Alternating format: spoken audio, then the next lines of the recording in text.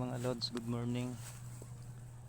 Yan, ganito pa yung trabaho natin dito pag walang salod Yan, alaga ng baka, kain, painom. Yan.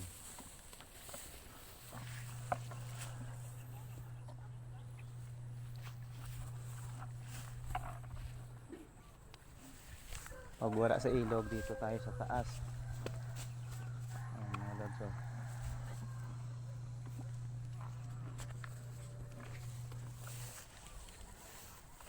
Hindi tayo nakapag-video kahapon kasi nasira yung araw ko, yung pera na para sa mga anak ko ninakaw sa bahay. Sana gamitin nila yun sa mabuti. Pero sige lang, mahanap pa naman natin yan yung pera.